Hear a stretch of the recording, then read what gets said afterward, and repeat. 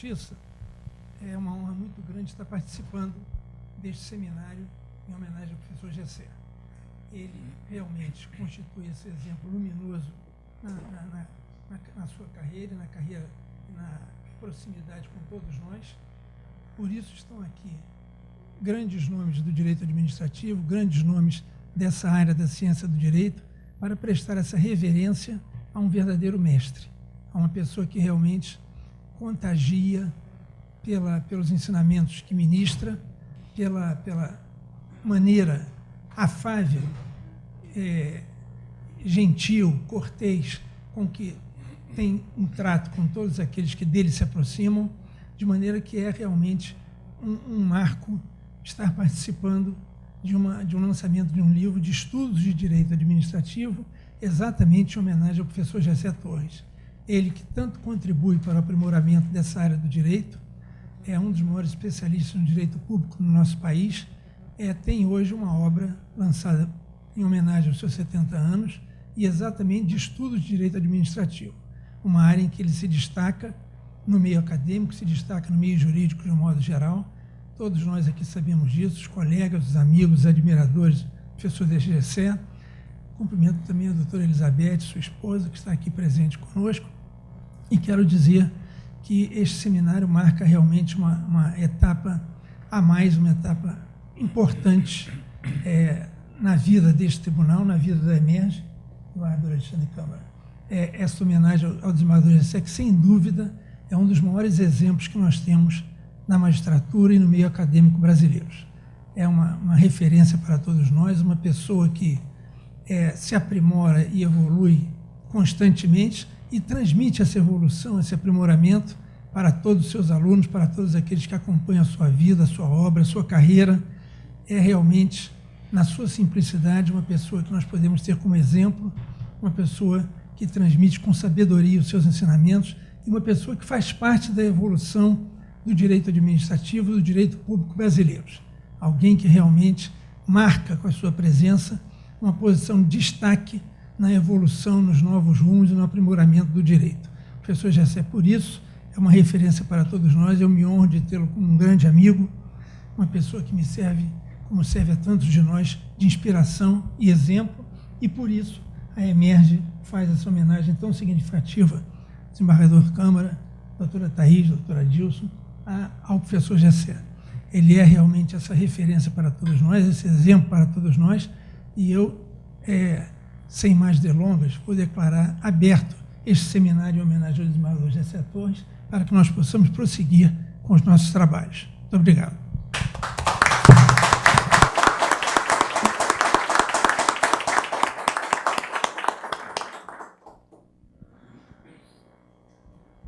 Obrigado, senhor presidente. Nós vamos desfazer a mesa de abertura para que possamos dar início aos trabalhos das palestras.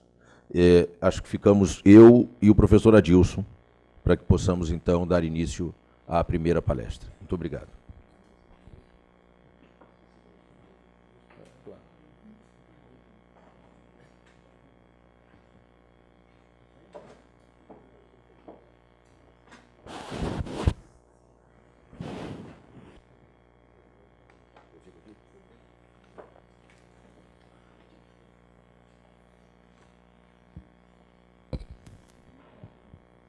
Ela botou meu nome aqui, acho que eu vou botar o seu aqui.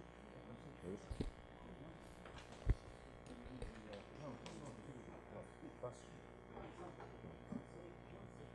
Agora vamos ficar só eu, Gessé e Adilson.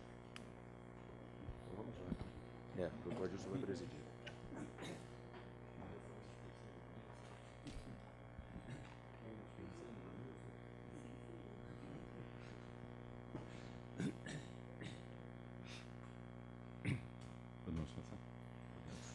Bom, queria cumprimentar a todos os presentes, não vou nominar, mas senhores desembargadores, advogados, acadêmicos e amigos em geral que estão aqui prestigiando essa homenagem, que eu acho que é o mínimo que nós podemos oferecer ao nosso grande amigo, desembargador Gessé Torres, por tudo o que ele tem feito pela magistratura e pelo direito administrativo. Achei muito interessante, os senhores poderão ler Os livros estão aqui em cima, né? Já estão, né? Os livros estão aqui na frente. Aqui na frente, é. Os senhores poderão ler o prefácio feito pelo nosso presidente, o excelentíssimo desembargador Luiz Fernando de Carvalho, em que ele diz que o nosso erro foi só ter denominado o livro de estudos de direito administrativo em homenagem ao professor Jessé Torres, que deveria ser um livro em homenagem ao próprio direito administrativo, que, na verdade, o professor e desembargador Jessé representa. Para nós é uma alegria, uma honra muito grande poder participar dessa homenagem ao professor Jessé. Parabéns, você merece muito mais ainda do que isso, Jessé, né? Bem, então, não poderia deixar de dizer algumas palavras, né, em homenagem ao professor Jessé, desembargador Jessé, e agora, então, podemos iniciar com o desembargador Alexandre Câmara as nossas palestras, e o tema será o contraditório e a fundamentação das decisões no processo administrativo. Com a palavra, então, o professor Alexandre Câmara, e a gente pode dizer que também é uma pessoa que dispensa apresentação. Além de professor, palestrante, é também um exemplo da magistratura e, por isso, ele aceitou fazer parte conosco desse trabalho que ficou muito interessante, uma homenagem muito sincera e muito bonita ao professor.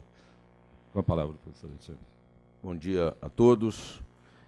Eu não podia deixar de começar cumprimentando meu querido amigo Jessé e falando agora, pessoalmente, aquilo que disse na abertura do trabalho que escrevi para esse livro. Jessé foi uma sorte na minha vida, desde que eu entrei para a magistratura, que eu me sento ao lado dele, na bancada das nossas sessões de julgamento, e é para mim um exemplo de magistrado. E eu sempre disse isso brincando, e agora falo a sério, que quando eu crescer, quero ser que nem ele. Eu quero realmente me tornar, quero ter condições de me tornar um magistrado minimamente parecido com o magistrado que ele é. É realmente um exemplo, e acho que todas as homenagens que se façam ao Jessé professor, ao Jessé magistrado, ao Jessé ser humano, ao Jessé torcedor do Clube de Regatas do Flamengo, são poucas, perto de tudo que ele merece. Quando o professor Adilson e a doutora Thaís vieram falar comigo sobre a ideia de fazer esse livro, eu imediatamente disse que aceitava participar da organização, até que, de repente, me disseram que eu também teria que escrever um artigo para o livro. Eu falei assim, não, peraí, aí tem alguma coisa errada. Ajudar, organizar, convidar as pessoas, até aí tudo bem, mas escrever sobre direito administrativo aí complica um pouco, não é a minha área. Pensei, e me dei conta de que eu podia, pelo menos, escrever sobre processo administrativo, aí eu não ficaria tão longe daquilo a que me dediquei esses anos todos. E pensando sobre o que escrever, me dei conta de que talvez fosse interessante partir do artigo 15 do Código de Processo Civil, do novo Código de Processo Civil, em vigor há 6 meses, e que diz que o Código de Processo Civil é supletivamente aplicável a vários outros tipos de processo, inclusive ao processo administrativo. E, a partir dali, então, é que se desenvolvem as considerações que estão no texto que escrevi para o livro e que, em alguma medida, vou tentar aqui expor para os senhores, espero, sem cansá-los. Me parece que todas as reflexões devem partir da ideia de que a Constituição de 1988 instituiu um modelo de processo que precisa ser observado em todo e qualquer processo que se desenvolva perante o Estado brasileiro. Fala-se muito de um modelo constitucional de processo civil, e certamente foi na esfera do direito processual civil que os estudos sobre os princípios constitucionais do processo mais se aprofundaram.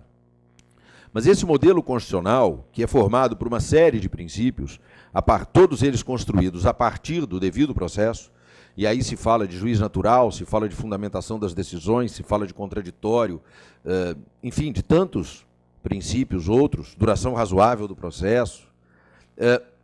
Todos esses princípios são aplicáveis não só ao processo civil, mas a todo e qualquer processo que se desenvolva perante o Estado brasileiro.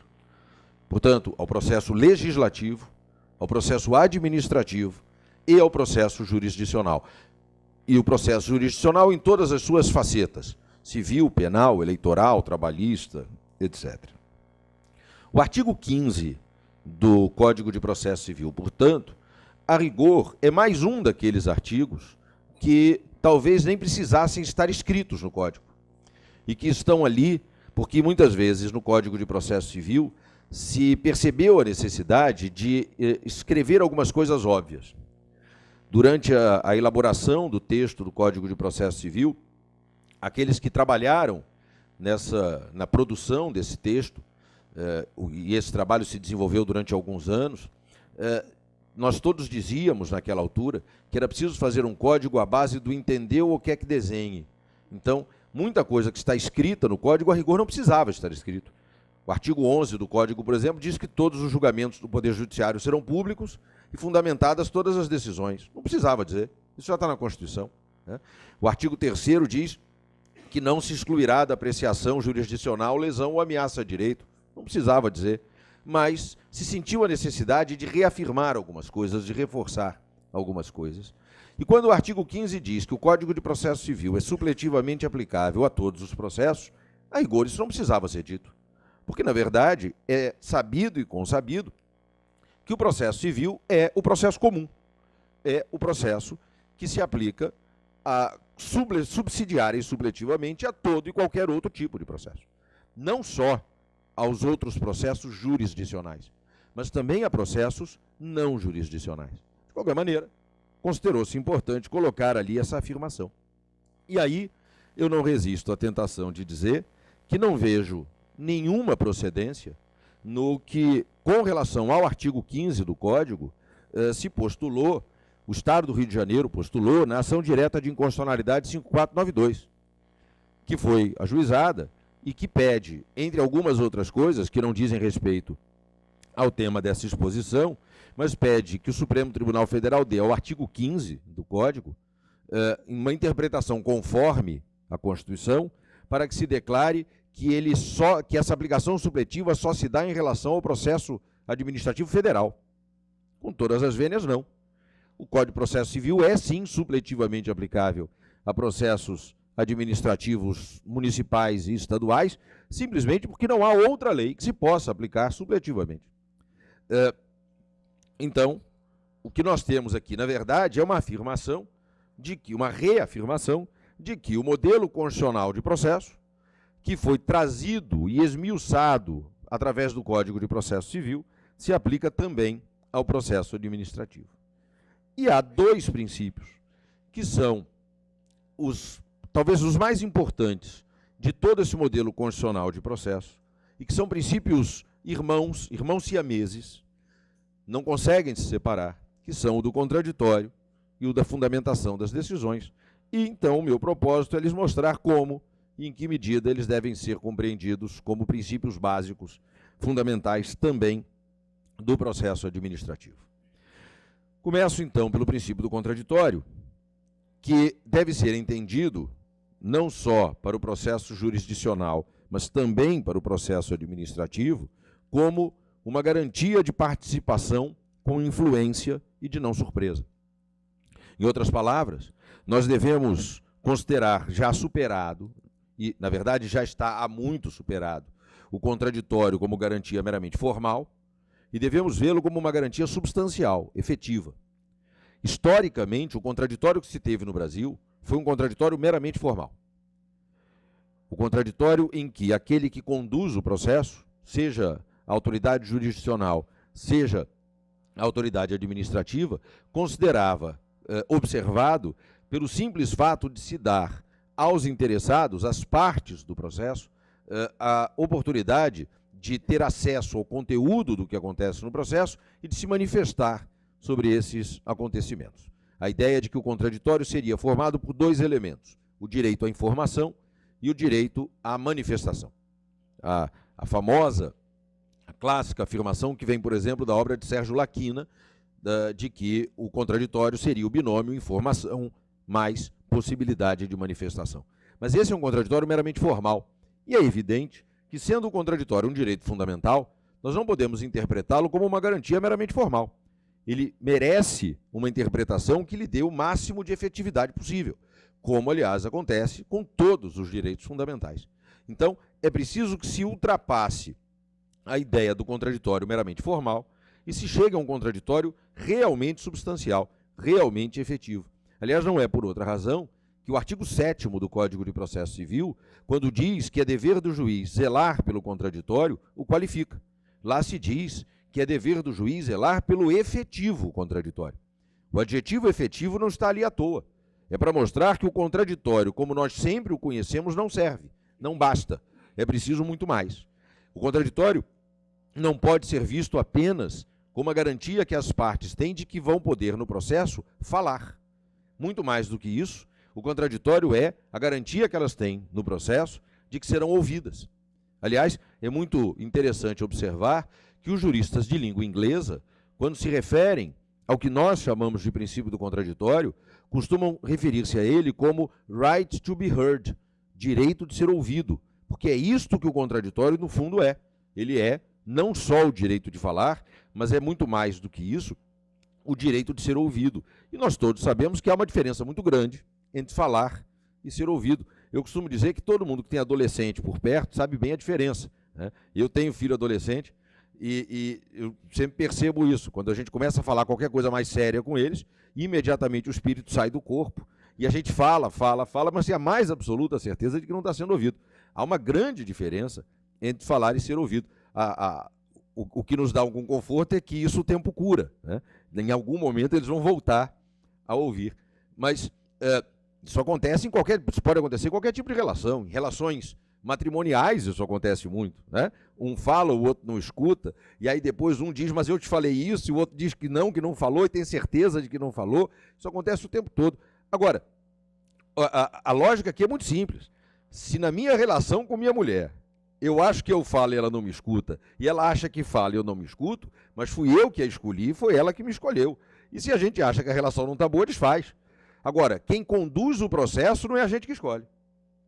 E não dá para chegar para o juiz ou para a autoridade administrativa responsável pela direção do processo e dizer, olha, eu quero me divorciar de Vossa Excelência. Vai ter que continuar com ele ali. Então, ele não tem só que te deixar falar, ele tem que te ouvir.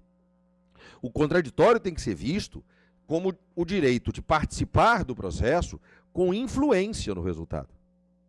E se o contraditório é o direito de participação com influência, ele deve ser compreendido não só como algo composto pelo direito à informação e o direito de manifestação, mas também, e principalmente, por um terceiro elemento, o direito à consideração dos argumentos. O direito que tem a parte de ver seus argumentos levados em conta na construção do resultado final. É claro que ninguém tem o direito de ganhar, ninguém tem o direito de exigir que a decisão lhe seja sempre necessariamente favorável.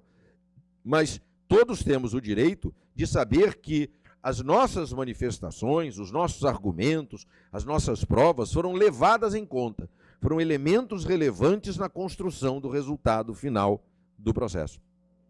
Na verdade, do ponto de vista do processo administrativo, e aqui eu me refiro à lei do processo administrativo federal, mas também à lei do processo administrativo estadual do Estado do Rio de Janeiro, que é igual à do processo federal nesse ponto. Essas são ideias que já estavam consolidadas muito antes do Código de Processo Civil. O artigo 2º da Lei 9784 de 1999, a Lei do Processo Administrativo Federal, diz assim: a administração pública obedecerá, dentre outros, aos princípios da legalidade, finalidade, motivação, razoabilidade, proporcionalidade, moralidade, ampla defesa, contraditório, segurança jurídica, interesse público e eficiência. E o parágrafo único, inciso 10 desse artigo diz: nos processos administrativos serão observados, entre outros, os critérios de garantia dos direitos à comunicação, a apresentação de alegações finais, a produção de provas e a interposição de recursos nos processos de que possam resultar sanções e nas situações de litígio. Mas até aqui é o contraditório formal. O contraditório substancial, efetivo, vai aparecer no artigo 3º. O administrado tem os seguintes direitos perante a administração, sem prejuízo de outros que lhe sejam assegurados. Número 1, ser tratado com respeito pelas autoridades e servidores, que deverão facilitar o exercício de seus direitos e o cumprimento de suas obrigações. 2. Ter ciência da tramitação dos processos administrativos em que tenha a condição de interessado, ter vista dos autos, obter cópia de documentos neles contidos e conhecer as decisões proferidas. 3, e esse é o mais importante, formular alegações e apresentar documentos antes da decisão, os quais serão objeto de consideração pelo órgão competente. E 4, fazer-se assistir facultativamente por advogado, salvo quando obrigatória a representação por força de lei. Vejam, é direito do administrado formular alegações e apresentar documentos antes da decisão, claro, contraditório prévio, mas eles serão objeto de consideração pelo órgão competente.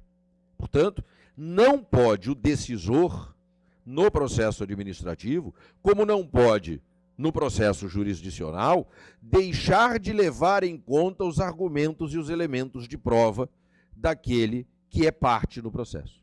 O direito à consideração dos argumentos, porque só assim nós vamos ter a certeza de que a parte, de que o interessado foi efetivamente capaz de participar da construção do resultado, o que nos leva necessariamente à ideia de processo cooperativo, o processo em que todos os sujeitos trabalham juntos para a construção do resultado. Então, no processo administrativo, a rigor, isso não era uma novidade, isso não vem com o Código, isso já estava consolidado com leis anteriores ao Código de Processo Civil, que a rigor também não precisavam sequer existir, porque isto vem da Constituição, isto vem do inciso 55 do artigo 5º da Constituição. Pois bem, o contraditório visto então como esta garantia de participação com influência, assegurando ao interessado o direito de ver os seus argumentos e as provas que produza levados em consideração na decisão, leva necessariamente a que nós tenhamos de repensar o princípio da fundamentação da decisão. É que a fundamentação vai aparecer aí como, entre outras coisas, como o mecanismo que nos permitirá exercer o controle sobre a atividade daquele que decide. Porque nós precisamos olhar para a fundamentação da decisão e tentar verificar por ali se ele realmente levou em consideração os argumentos da parte. O controle se dá pela fundamentação. E por isso é que se pode dizer que fundamentação e contraditório são irmãos siameses. Um não consegue viver separado do outro. De nada adianta dizer que está assegurado o contraditório, que a parte tem o direito de participar do processo, exercendo influência sobre o resultado, se nós não conseguimos ver pela fundamentação da decisão se esta influência realmente ocorreu, se os argumentos da parte realmente foram ou não levados em consideração. Daí a exigência de fundamentação analítica das decisões, não só no processo jurisdicional, mas também no processo administrativo. E daí, então, a necessidade de se considerar aplicável ao processo administrativo o artigo 489, parágrafo 1º do Código de Processo Civil, que vem como uma espécie de manual da fundamentação das decisões. Aliás, não propriamente um manual, muito mais um anti-manual, na medida em que ele não diz o que é que se deve fazer, ele diz o que é que não se pode fazer. A técnica empregada é muito interessante, porque a lei não diz ao decisor como fundamentar. Ele diz o que ele não pode fazer, porque se fizer, sua decisão estará tão mal fundamentada que será tratada como se nem fundamentada tivesse sido.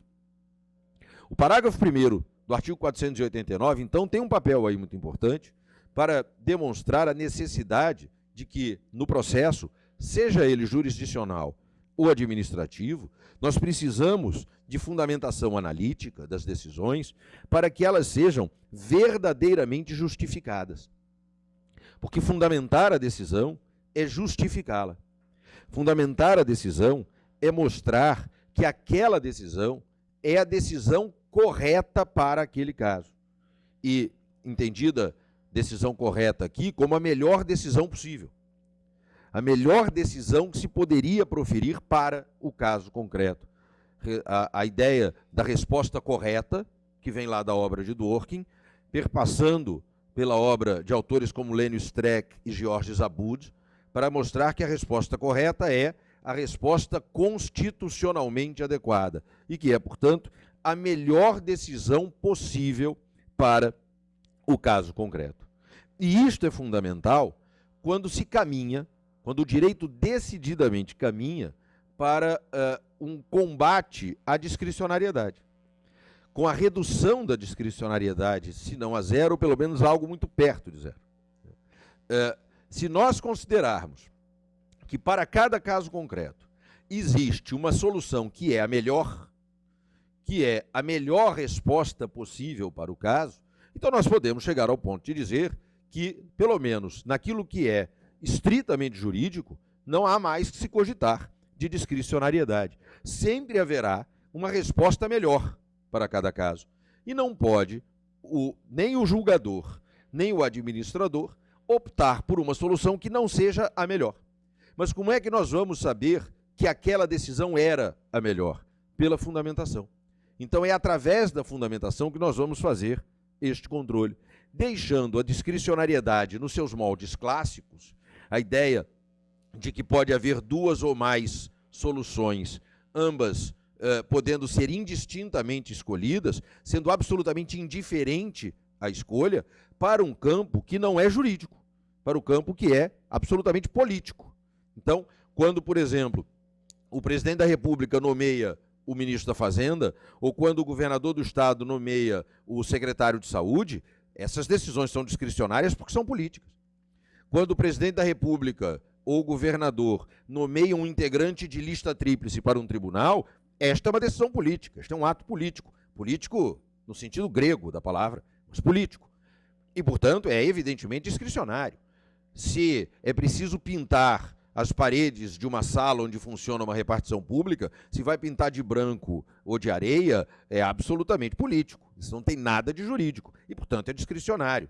Mas quando se vai decidir, no âmbito da saúde, se vai se comprar um aparelho de tomografia computadorizada ou um aparelho de ressonância magnética, isto evidentemente não é discricionário, porque um dos dois é mais necessário do que o outro naquele hospital e naquele momento. E, portanto, só a melhor escolha possível é que pode ser aceita. Só ela é compatível com os paradigmas do Estado Democrático de Direito. Daí, então, a necessidade de que as decisões no processo administrativo sejam absolutamente fundamentadas, analiticamente fundamentadas, para que nós possamos constatar se ela era mesmo ou não a melhor decisão possível para aquele caso. O que leva, então, necessariamente a se resgatar uma frase de um grande administrativista norte-americano, Kenneth Cope Davis, numa obra famosa sobre a justiça discricionária, em que ele diz que onde o direito termina, a discrição começa. Where law ends, discretion begins. Onde o direito termina, a discricionariedade começa. Então, nós precisamos reduzir a discricionariedade no campo jurídico, se possível eliminá-la, mas não conseguiremos isto sem que as decisões, especialmente as decisões dos processos jurisdicionais e administrativos, sejam analiticamente fundamentadas. Concluo, então, essa minha brevíssima exposição. O professor Barbosa Moreira sempre disse que palestras devem ser boas, de preferências boas e curtas, e se tiverem sido curtas nem precisam ter sido boas, então eu me limito a uma palestra curta, mas eu concluo, então, dizendo que tudo isso que aqui busquei expor deriva do paradigma do Estado Democrático de Direito. A necessidade de contraditório efetivo e de fundamentação analítica das decisões proferidas nos processos administrativos é fruto do paradigma do Estado Democrático de Direito, que está consolidado no artigo 1º da nossa Constituição. E a necessidade de se respeitar de forma absoluta o paradigma do Estado Democrático, de respeitar de forma absoluta a democracia, é a única forma, o único meio que nós temos, e nós juristas temos um papel muito importante nisso, de construir no Brasil um sentimento constitucional e de assegurar a verdadeira força normativa da Constituição. Eu termino essa minha exposição como comecei, rendendo as minhas homenagens ao professor Gessé, meu querido amigo, e dizendo, Gessé, que enquanto eu estava preparando o roteiro do que falaria aqui hoje, e eu pesquisava os textos dessas leis com a ajuda do inefável Google, para buscar os textos das leis, eu me deparei com um link que se abriu hoje cedo, de manhã, e aí foi mais forte do que eu cliquei nesse link, fui abrir o site para confirmar aquilo. Acho que não foi por acaso que esse link se abriu numa das pesquisas que eu fazia. Era um link que abria o texto do Digesto, lá do Corpus Iuris Civilis. E quando eu cliquei no link e se abriu, o Digesto era o comecinho do texto do Digesto. Aquele iniciozinho ali, o item 1.1 do livro 1 do Digesto, onde o Piano reproduz a célebre definição de direito de Celso, que diz que ius es ars boni equi, o direito é a arte do bom e do justo. E não foi por acaso que isso se abriu, não. Se o direito é a arte do bom e do justo, o direito é a arte de Gessé Torres, um dos melhores e mais justos homens que eu conheci na minha vida. Muito obrigado pela atenção dos senhores.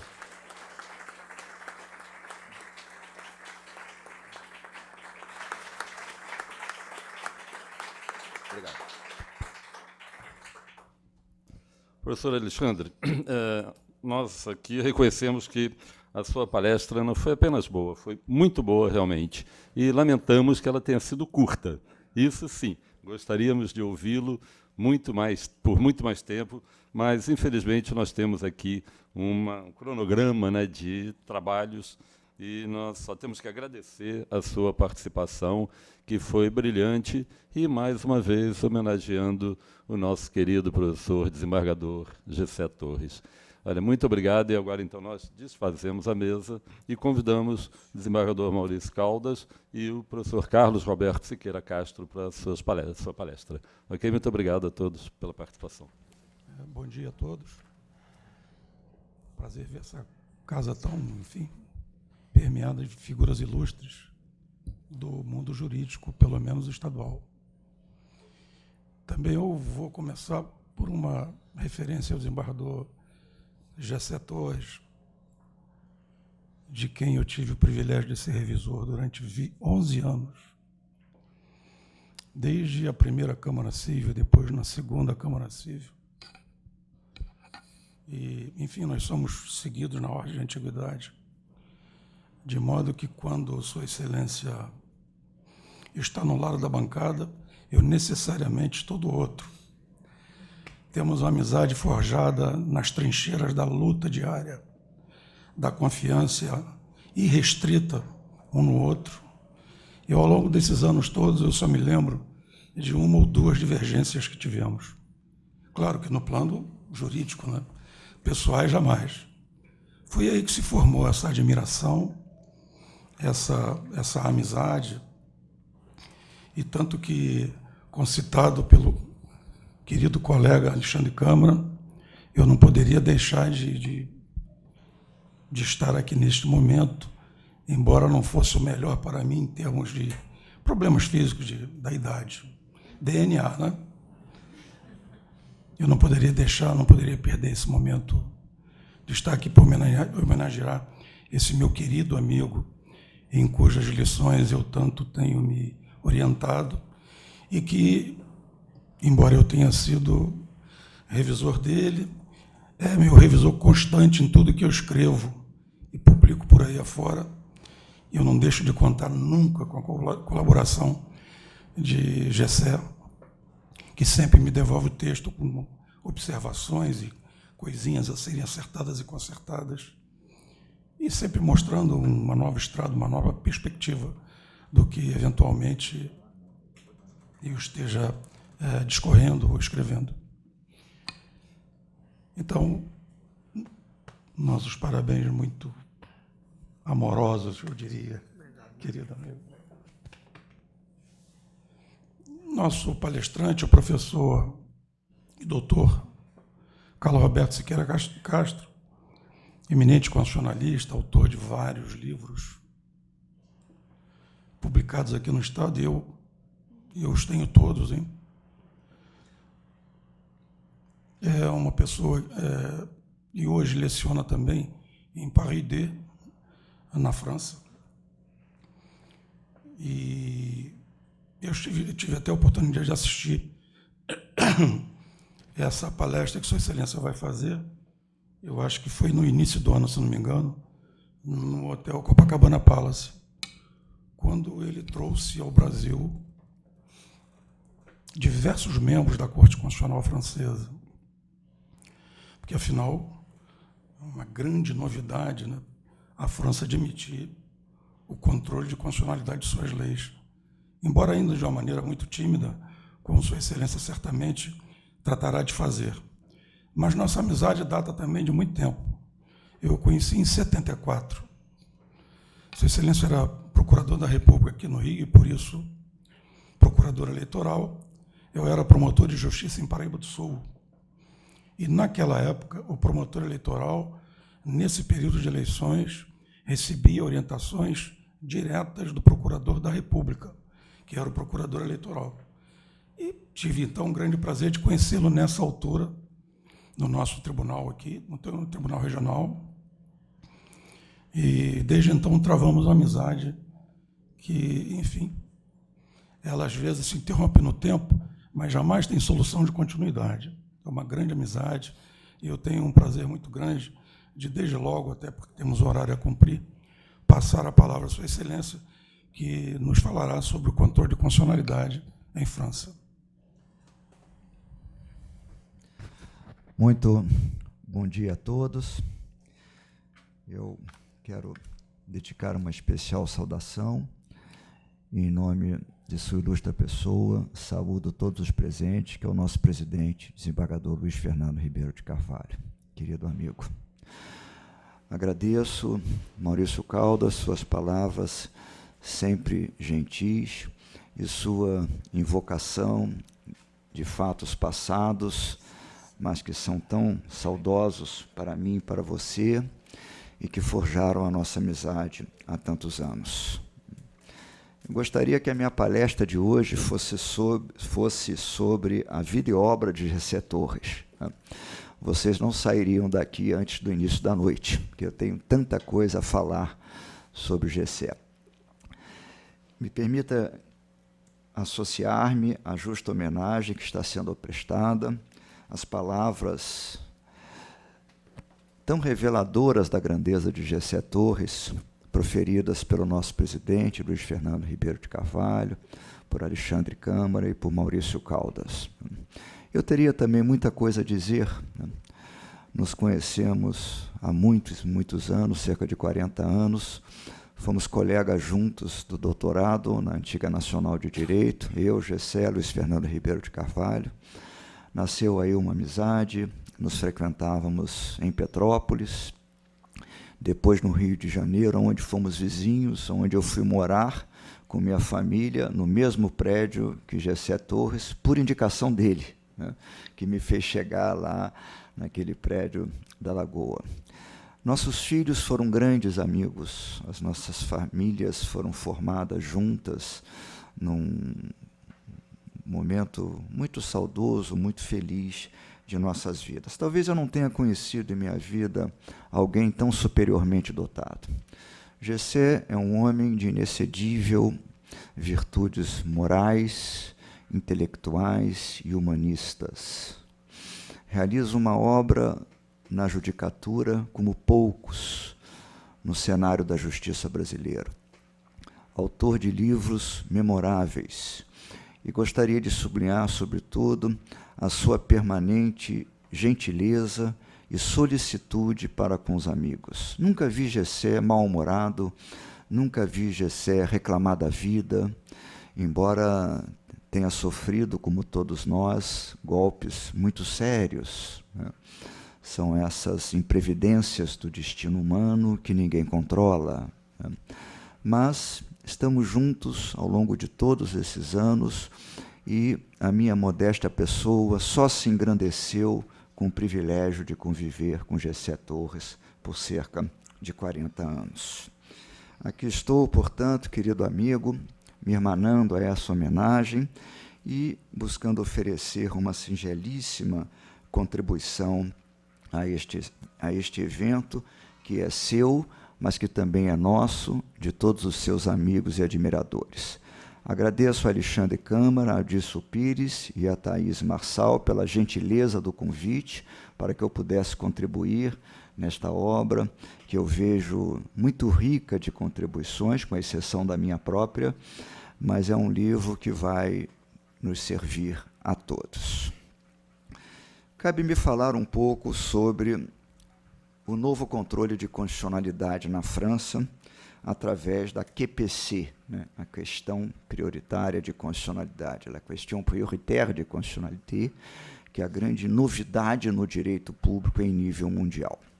Por que isso? Porque a França foi refratária e sempre resistiu a adotar o controle de constitucionalidade dentro do modelo norte-americano, que é o modelo brasileiro desde a Constituição de 1891, modelo cunhado em 1803 por John Marshall nos Estados Unidos, no célebre caso Marbury versus Madison, que prevê a difusão de pronunciamentos jurisdicionais para o controle de constitucionalidade das leis ou dos atos normativos infraconstitucionais.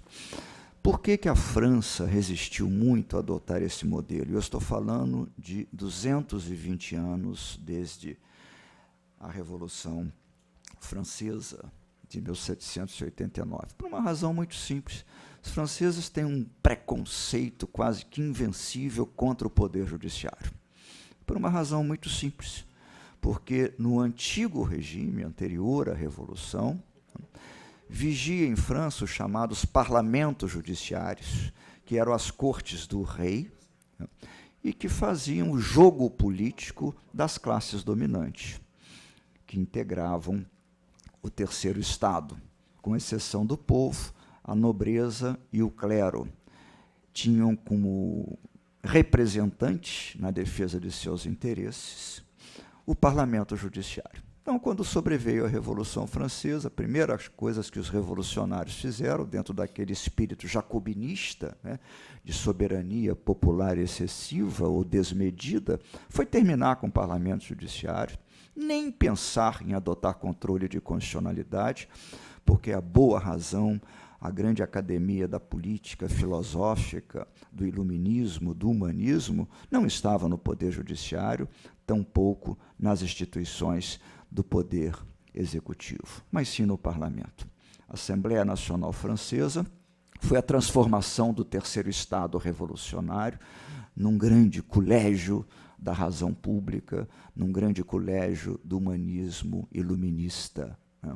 E lá pontificaram os grandes oradores da Revolução, o maior deles, Mirabeau, né, que está enterrado no Panteão, na França, em frente à nossa Faculdade de Direito de Paris, onde eu leciono, em Paris 2, e assim se fez. Não havia qualquer possibilidade de se adotar outro modelo que não fosse o da supremacia do parlamento e que não fosse o da supremacia das leis. Por isso é que Rousseau afirma, né, no Contrato Social, que é impossível uma lei ferir direitos, porque a lei, no absolutismo rousseauiano, ela só protege direitos, ela só traduz os grandes anseios da organização humana.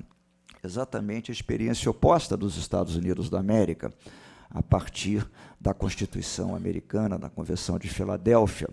Os americanos eram vítimas de quê, né, no período colonial? Dos abusos do parlamento inglês, da Casa de Westminster.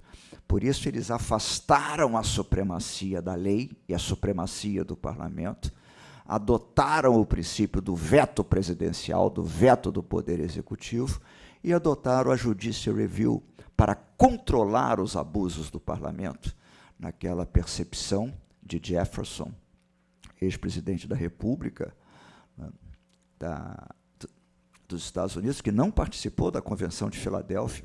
Jefferson era embaixador dos Estados Unidos em Paris, na época da Convenção de Filadélfia, um homem de grande charme pessoal, né.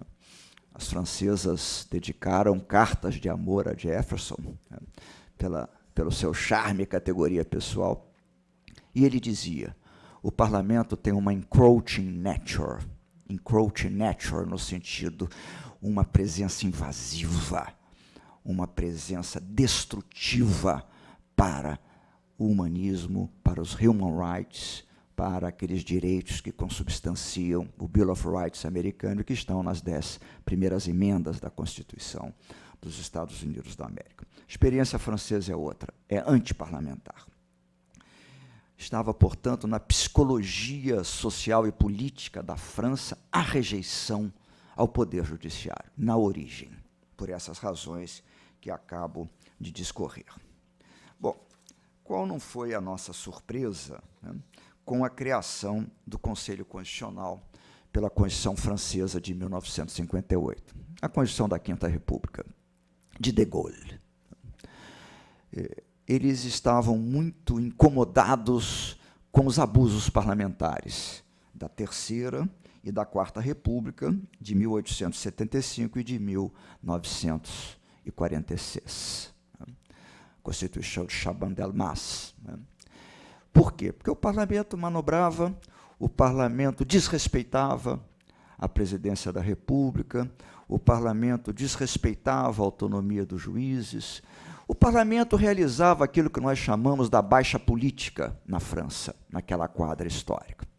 Na Assembleia Nacional Francesa, nós tínhamos o alto clero, tínhamos o baixo clero, tínhamos sem clero nenhum, o que faz lembrar um pouco o nosso Congresso Nacional. E eram assim que as coisas se passavam. Então, criaram o Conselho Constitucional não para estabelecer um guardião da Constituição, controlador da validade das leis. Não. Criaram o Conselho Constitucional numa insurreição antiparlamentar para pôr ordem ao governo da República na França, para que o parlamento pudesse exercer, com os demais poderes, uma política de freios e contrapesos respeitosa às demais instituições políticas da França. Depois sobreveio a grande reforma, a criação, né, da questão prioritária de constitucionalidade. A França já adotava, desde 58, com a Constituição da Quinta República, a França já adotava o controle preventivo de constitucionalidade. Apenas o controle preventivo de constitucionalidade. Nós não tínhamos até então o chamado controle repressivo ou controle a posteriori da validade das leis. Previa-se lá que as leis orgânicas e os regulamentos da Assembleia Nacional Francesa, que eles chamam de Règlement da Assembleia, isso é uma espécie de normas sobre o processo legislativo, porque o processo legislativo não está na Constituição da França, como acontece com a Constituição Brasileira de 88. Então, eles exigiam que, antes de entrar em vigor, as leis orgânicas, que é um pouco da nossa lei complementar, mas com uma extraordinária importância temática, e os regulamentos das assembleias, da Assembleia Nacional Francesa, fossem submetidos ao Conselho Constitucional sob o crivo da constitucionalidade. Depois nós tivemos uma outra reforma da Constituição, estabelecendo, já em 2009, que além das leis orgânicas, além dos regulamentos da Assembleia Nacional Francesa, qualquer projeto de lei ordinária, desde que por provocação do presidente da Assembleia, do presidente do Senado Federal, ou 1/3 de deputados e senadores, evidentemente também do presidente da França, poderiam ser submetidos previamente ao controle de constitucionalidade. Portanto, preventivo, controle préalable, como falam os franceses. E assim se fez.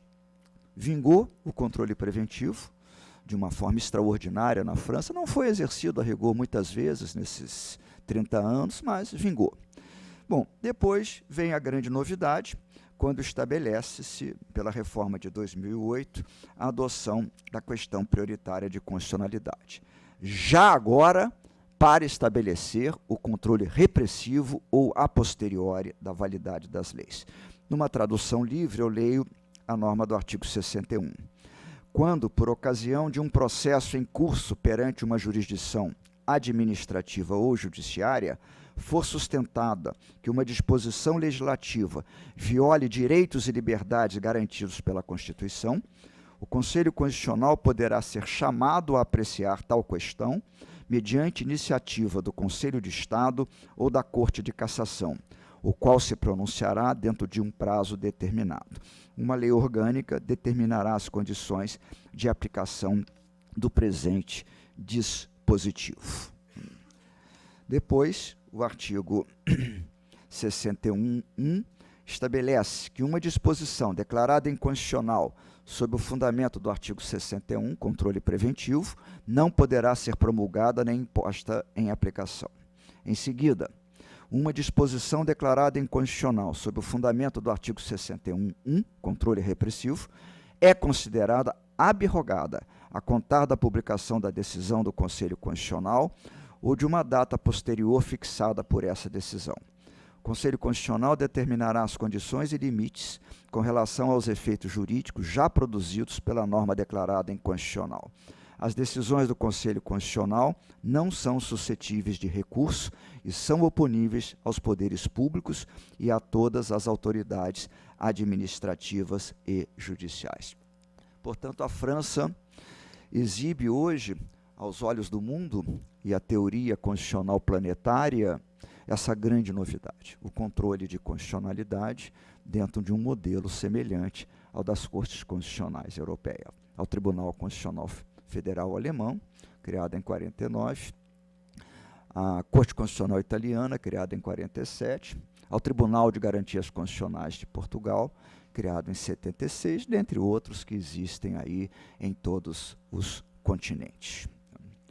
Bom, qual é a grande novidade e a singularidade metodológica dessa corte guardiã da Constituição, que é o Conselho Constitucional? Primeiro, o modelo adotado é uma mistura, né, como os franceses falam, é uma melange de dois sistemas, do sistema de controle concentrado de constitucionalidade e do sistema de controle difuso de constitucionalidade. Não existe nenhum outro país do mundo nada semelhante. É uma pequena aproximação de paradigma com o modelo adotado na Áustria e na Grécia hoje, que tem alguma semelhança, mas não essa simetria com o modelo francês.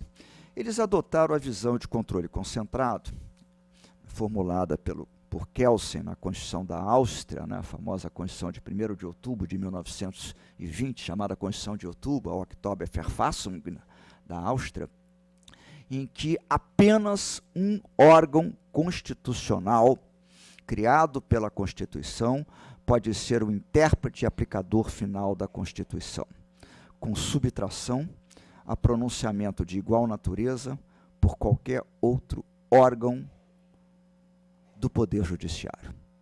Até porque a Corte Constitucional não integra o Poder Judiciário. É um órgão político, juntamente com os demais poderes da República. Em que eles respeitaram a proposição de Kelsen na França? No sentido de que só o Conselho Constitucional da França pode se pronunciar e declarar em grau definitivo a constitucionalidade ou a inconstitucionalidade de uma lei votada pela Assembleia Nacional Francesa. Nenhum juiz, nenhum outro órgão de qualquer poder da República tem essa prerrogativa solene e enormíssima de afastar do quadro do direito positivo uma norma jurídica votada pela Assembleia Nacional Francesa, ou pelo Senado da França. Com relação ao controle difuso de constitucionalidade, eles avançaram de uma forma que eu reputo absolutamente extraordinária, criando o sistema de filtros.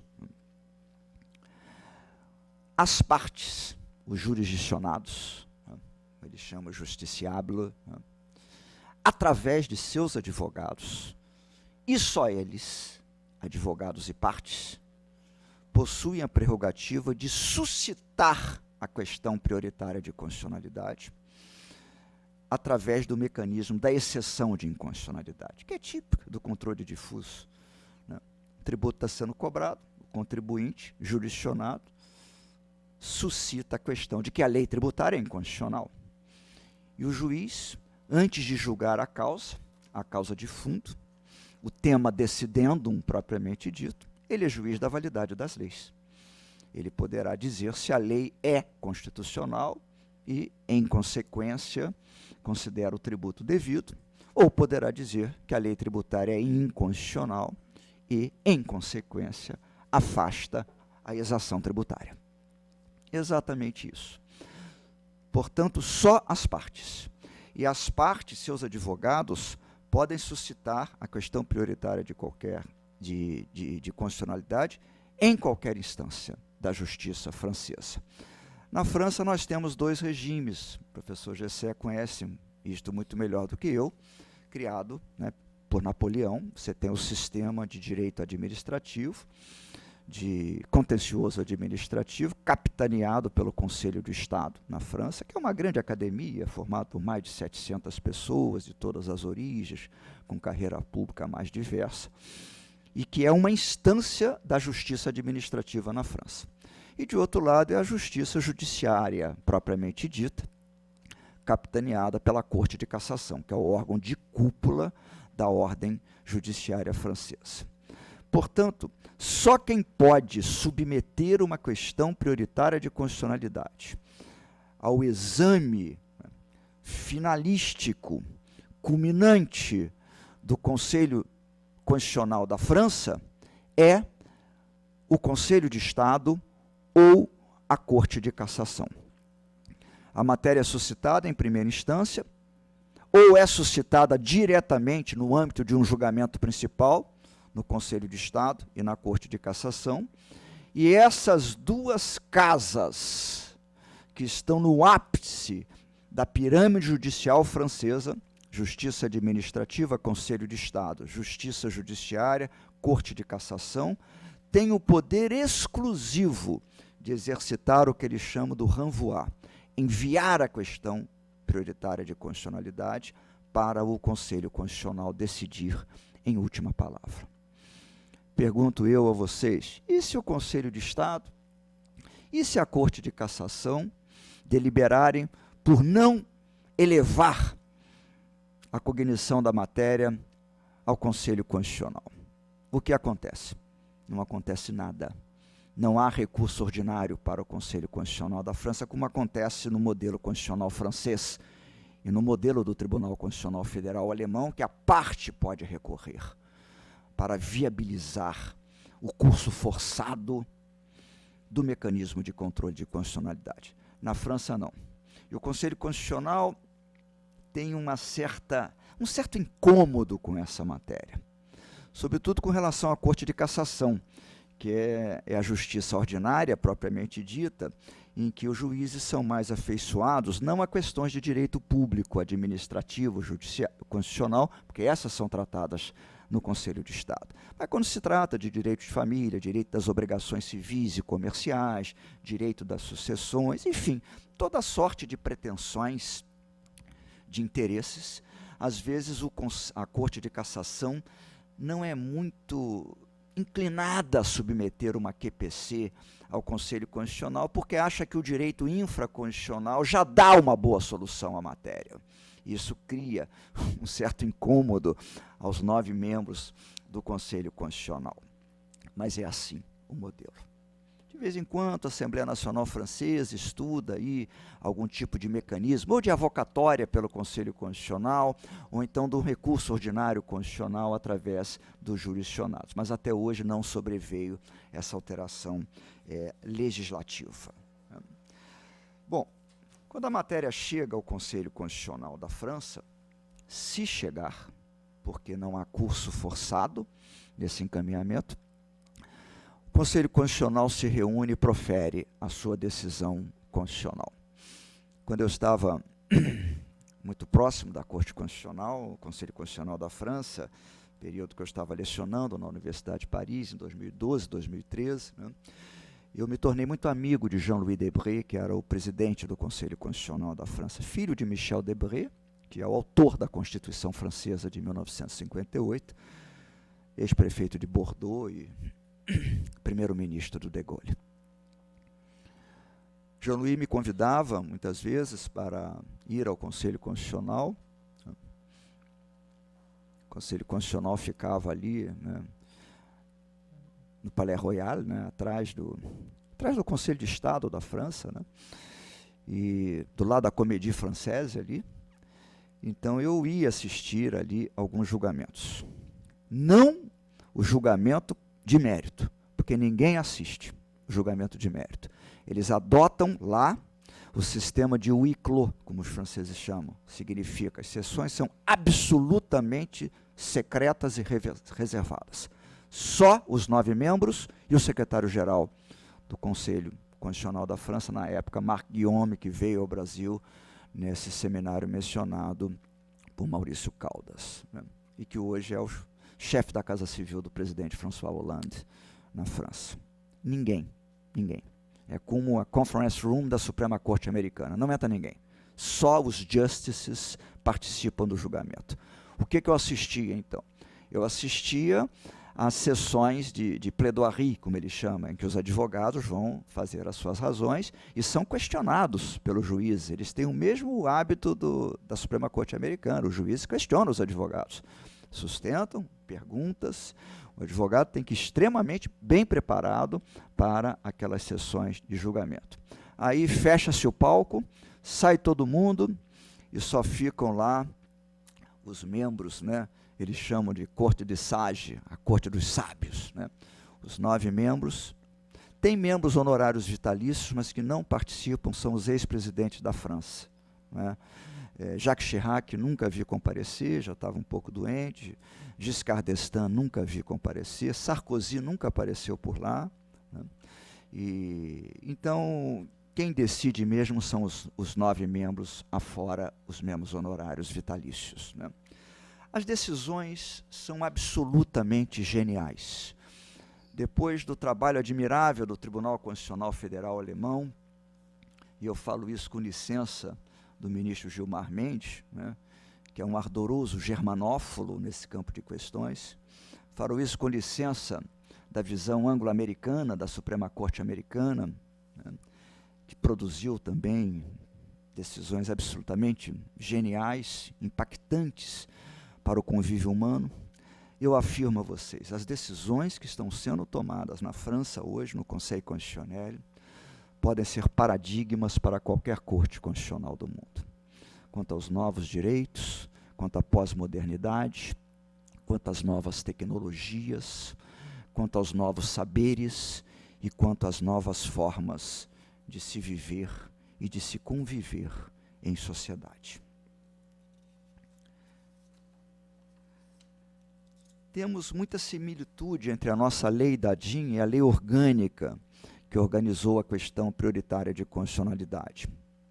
O princípio da indisponibilidade, por exemplo, dos mecanismos de controle concentrado no Brasil, ação direta de inconstitucionalidade, ação de inconstitucionalidade por omissão, ação declaratória de constitucionalidade, introduzida pela Emenda Constitucional número 3, arguição ADPF, arguição de descumprimento de preceito fundamental, enfim, são indisponíveis. Uma vez apresentadas no Supremo Tribunal Federal essas medidas, por quem tem a legitimidade a tanto, por força do artigo 103 da Constituição, elas são indisponíveis. Chegarão a algum lugar, a algum tipo de decisão, qualquer que seja o seu sentido.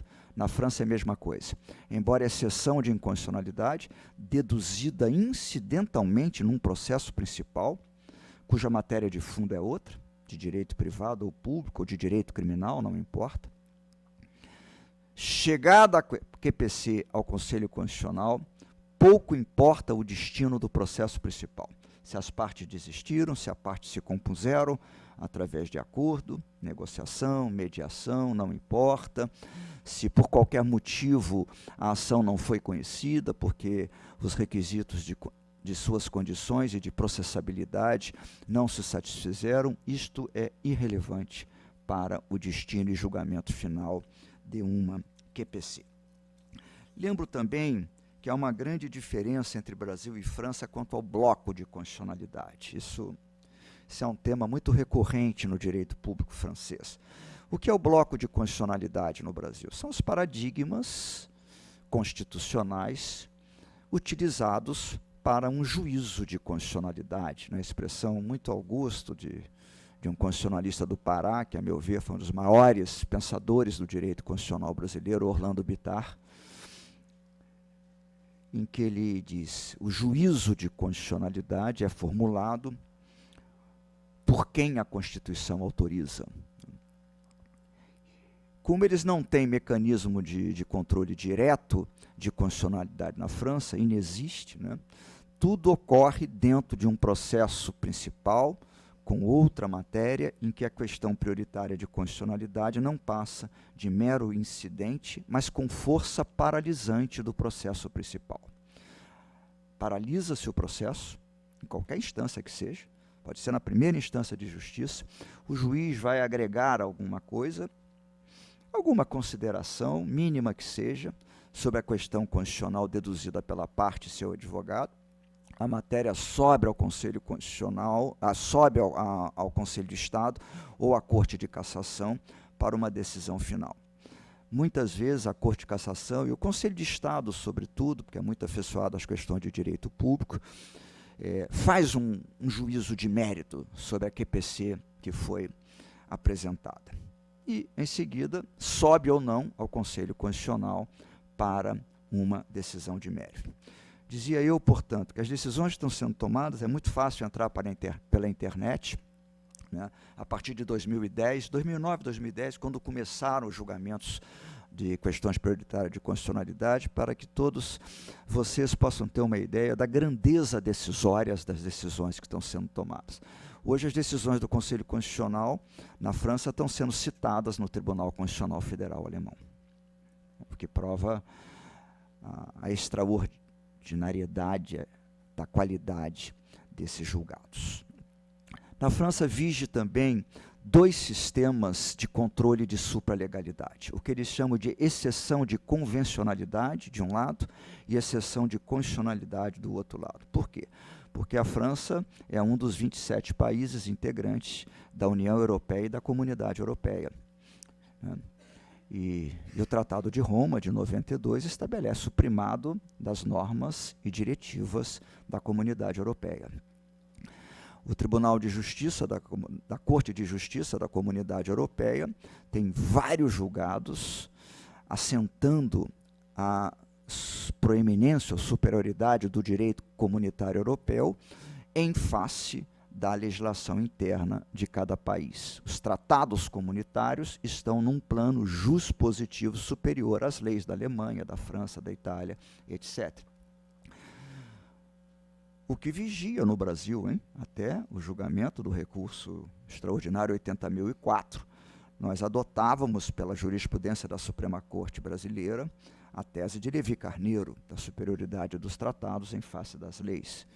Depois desse malzinado julgamento do Supremo Tribunal Federal, os tratados passaram a estar no mesmo plano da lei ordinária. Lei revoga tratado, tratado revoga lei no Brasil, salvo se tratar de tratado ou convenção internacional sobre direitos humanos, por força do artigo 5º, parágrafo 3º, introduzido pela emenda 45 da reforma do Poder Judiciário, ao preceituar que o Tratado sobre Direitos Humanos ele está no mesmo plano das emendas constitucionais, sobretudo se forem aprovados pelo Congresso Nacional, mediante o quórum qualificado de aprovação de emendas constitucionais. 3/5, portanto, dos membros do Congresso Nacional.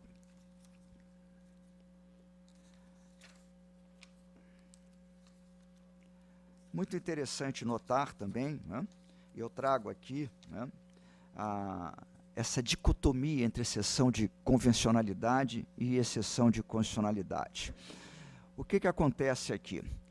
A exceção de convencionalidade na França, que é um contraditório idealizado entre a lei interna nacional francesa e uma norma da Comunidade Europeia, pode ser deduzida pelos advogados em qualquer instância de jurisdição. e um juiz de primeira instância, a Corte de Cassação, Conselho de Estado, podem declarar uma lei francesa contrária a um tratado ou convenção europeia e, portanto, afasta a sua aplicação. E os advogados, portanto, têm duas alternativas estratégicas, né? Eu conversei com muitos advogados franceses, eles às vezes preferem entrar, deduzir a exceção de convencionalidade perante qualquer juiz, e que isso poderá ter recurso para a Corte de Justiça, afinal, da Comunidade Europeia, ou eles preferem apostar todas as fichas no Conselho Constitucional. Em vez de deduzir a exceção de convencionalidade, deduzem a questão prioritária de constitucionalidade. Podem deduzir as duas. Podem ajuizar uma exceção de convencionalidade perante um juiz de qualquer instância, como podem também ajuizar a questão prioritária de constitucionalidade. Agora, a legislação francesa e a jurisprudência do Conselho Constitucional obriga a se dar preferência ao julgamento da questão prioritária de constitucionalidade em face da exceção de convencionalidade, na premissa, na convicção de que a Constituição é a norma suprema do Estado Nacional francês. E, no exercício da sua soberania, a França aderiu às normas da Comunidade Europeia. Mas isso é uma adesão revogável, como foi revogada agora pela Inglaterra, que era membro da Comunidade Europeia, através do movimento do Brexit, né? Então, a França, em tese, pode deixar de participar da Comunidade Europeia, mas não pode deixar de ser um Estado nacional soberano por força da sua Constituição e da sua histórica tradição constitucional. São essas, meu querido amigo Gessé, algumas considerações muito singelas que eu gostaria de fazer, né? E dizendo a vocês que vale a pena, sobretudo aos afeiçoados pelo direito público, conhecer um pouquinho dessa grande novidade que é a questão prioritária de constitucionalidade. Concluo dizendo que ela tem requisitos de procedibilidade muito severos, estabelecidos pelo Conselho Constitucional. É preciso, número 1, que a disposição legal contestada seja aplicável ao litígio ou ao seu procedimento ou constitua fundamento da pretensão deduzida pelas partes. Não pode ser um conflito artificial, um conflito pouco sério, né? Aquilo que os americanos chamam de frivolous action, né? Uma questão frívola, que não seja essencial para o julgamento da questão principal. Tem que ter uma relação de interconexão insuperável entre a lei increpada de inconstitucional e o julgamento sobre a matéria de fundo. 2, que a disposição legal contestada não já tenha sido declarada conforme a Constituição por decisão anterior do Conselho Constitucional, salvo no caso de alteração das circunstâncias de julgamento. Eles têm também o julgamento conforme a Constituição, que eles chamam em França de jugement sous réserve, né, sob reserva daquele tipo de interpretação. E 3, que a questão constitucional não seja destituída de seriedade, não pode ser uma questão frívola e notoriamente descabida. Preenchidos que sejam esses cabimentos de procedibilidade da questão prioritária de constitucionalidade, sobrevém o julgamento em sessão secreta, TV Justiça nem pensar na França, nem pensar, né? Julgamento secreto da questão prioridade de constitucional. É uma heresia. Uma vez eu conversei com Jean-Louis Debré, falando que a nossa TV Justiça era uma espécie de um programa de auditório, né? Em que os senhores ministros e senhoras ministras estão impecavelmente trajados, né? Coloca-se a melhor gravata, né? A melhor indumentária, em que o julgador ele quer convencer não os seus colegas de tribunal, mas ele quer conhecer a mídia, convencer a mídia, quer convencer a sociedade civil brasileira, né? O que torna as disputas muito agudas, né? Muito sôfregas, muitas vezes, para não dizer violenta, né? E eu venho de uma época de Supremo Tribunal Federal, quando lá atuei como subprocurador-geral da República, em que não tinha TV Justiça, não tinha aquele nível de disputa. O lanche do Supremo Tribunal Federal, no intervalo da sessão, era o grande momento de a gente resolver os assuntos, as pendências, né? Todos falavam, todos ouviam de maneira muito respeitosa, muito fraterna, né? E chegava-se ou não chegava-se a uma conclusão. Se não se chegasse a nenhuma conclusão, ia rachar no plenário. Tem jeito, cada um ia defender a sua posição e tal. Mas, na grande maioria das vezes, isso reduzia muito um antagonismo plenário na nossa Suprema Corte, coisa que não ocorre hoje, né? Não quero ser nostálgico, né? Nós estamos chegando a uma idade em que a nostalgia, né, é uma doença incurável, né, Gessé? Né? Mas eu vejo com alguma nostalgia aqueles tempos em que os assuntos da maior seriedade se encaminhavam com grande sobriedade, com grande serenidade e de forma muito fraterna pelos ministros da Suprema Corte no Brasil. Com isso eu concluo a minha singela apresentação, agradecendo o convite de todos vocês, que constituem para mim uma grande honra e que me ensejaram a oportunidade de saudar esse pró-homem do judiciário e da vida brasileira, querido amigo, que é Gessé Torres. Muito obrigado a todos.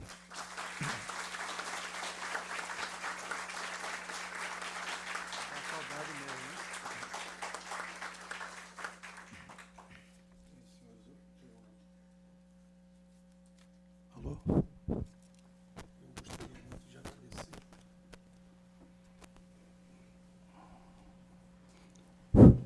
Agradecer ao professor Dr. Carlos Roberto Siqueira Castro e lamentar pelo espaço de tempo tão breve que, de certa maneira, é claro, contingenciou a exposição que ele teria a fazer sobre o controle de constitucionalidade francês, sobre essa questão prioritária constitucional, que é sempre incidental, embora tenha duas características extremamente conflitantes para nós: elas são erga omnes e ex nunc. Pois é, são decorrências que, a um primeiro momento, mas é uma mescla do controle abstrato e do controle subjetivo, uma mescla. E Sua Excelência certamente teria muito mais a nos dizer a respeito disso. Eu tive a oportunidade de também aprofundar um pouco o meu estudo a partir da palestra dele no Copacabana Palace. Eu me interessei pelo tema e apenas lamentar isso, que o nosso tempo tivesse sido tão restrito. Mas, de toda sorte, eu quero agradecer muito a Sua Excelência e dizer a ele e aos senhores que ontem, no almoço lá de casa, com a família, o meu genro Lucas e minha filha Laisa trabalharam, conheceram-se, casaram no escritório do Siqueira Castro. Eles lembram com muito carinho da figura desse grande amigo nosso e que, enfim, é parte da nossa família também. Eu agradeço a todos e... Senhores, dando prosseguimento ao seminário em homenagem ao desembargador Gessé Torres, nós teremos agora o prazer de ouvir o Dr. Gustavo Minemói, professor titular de Direito Administrativo da Universidade do Estado do Rio de Janeiro, procurador do Estado, advogado, e que está na forma aqui prevista na nossa programação, vai nos brindar com uma palestra cujo tema é o Direito Administrativo, Democracia e Pragmatismo. Com a palavra, doutor Gustavo. Bom dia a todos. Eu realmente nesse momento não encontro palavras para externar a alegria, a satisfação, ao mesmo tempo o orgulho e a honra de participar dessa justíssima, merecidíssima homenagem ao querido amigo, professor, desembargador Gessé Torres Pereira Júnior.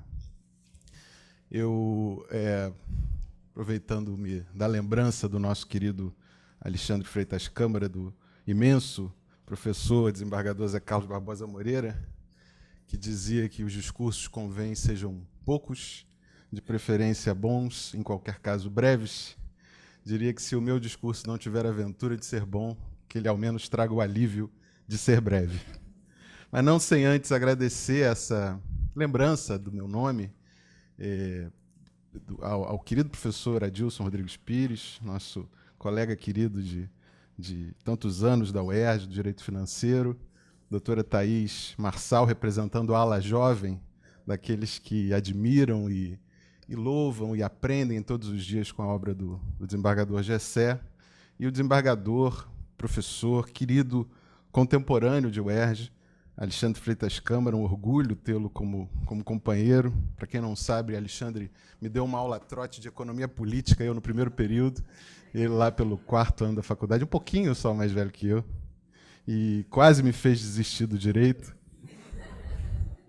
Mas o talento do Alexandre foi o responsável, eu diria o culpado, pelo fato de eu não ter desistido, apesar da aula dar uma bibliografia de Milton Friedman, Adam Smith, coisas que um jovem pretendente a bacharel jamais imaginaria. Eu conheci o desembargador Gessé quando ele era, já com 21 anos de advocacia pública, como procurador do Estado, advogado, quando ele era juiz titular da 2ª Vara de Fazenda Pública aqui do Rio de Janeiro. E, de imediato, me chamou a atenção a firmeza e, ao mesmo tempo, a gentileza, o conhecimento jurídico agudo, apurado, e, ao mesmo tempo, a sensibilidade humana daquele magistrado que se tornaria uma das maiores referências do Poder Judiciário fluminense, eu diria, do Poder Judiciário brasileiro em matéria de direito público. Pois, convivendo ao longo dos anos nos eventos, colóquios acadêmicos, seminários, congressos, tínhamos o mesmo editor, figura querida, Osmundo Lima de Araújo, que promovia encontros deliciosos na Serra do Rio de Janeiro.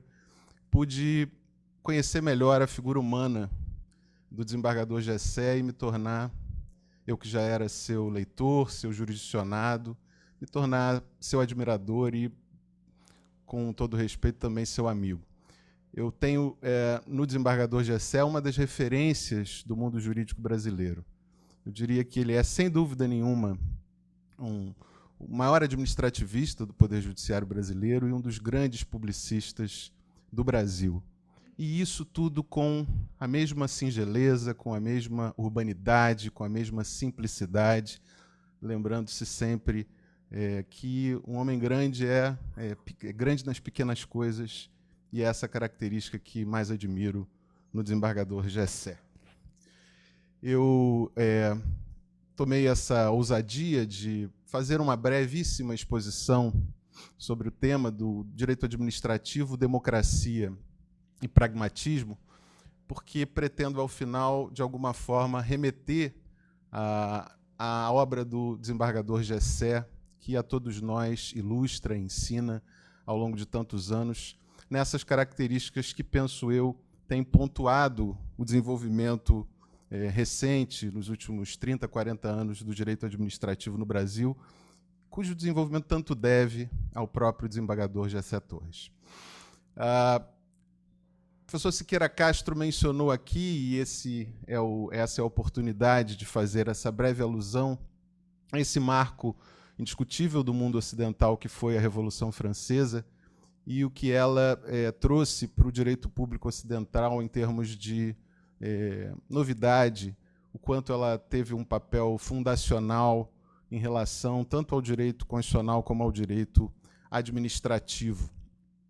E o direito administrativo, essa frase não é minha, do professor Diogo de Figueiredo Moreira Neto, outro grande amigo e admirador do desembargador Gessé Torres, ele disse certa vez que, enquanto o direito constitucional nasceu falando inglês, o direito administrativo nasceu falando francês, com a pretensão de submeter o poder da burocracia estatal à lei e ao controle do poder judiciário. Essa era a própria definição de direito administrativo de mestre Caio Tácito, que dizia que o direito administrativo significa cumprir a lei de ofício, na definição do grande Miguel Seabra Fagundes, sob a vigilância constante do Poder Judiciário. E eu começo daí para fazer uma ressalva inicial. Por que associar nessa exposição o direito administrativo à democracia e, finalmente, ao pragmatismo? É que o direito administrativo, diferentemente do que nos ensinam os clássicos, foi uma disciplina forjada, embora a partir dos ideais da Revolução Francesa, baseados no liberalismo político e que tornaram, de certa forma, a democracia uma espécie de credo militante universal, o direito administrativo é uma disciplina curiosa, porque ela surge pregando alguma coisa que, na prática, é desmentida. E eu explico.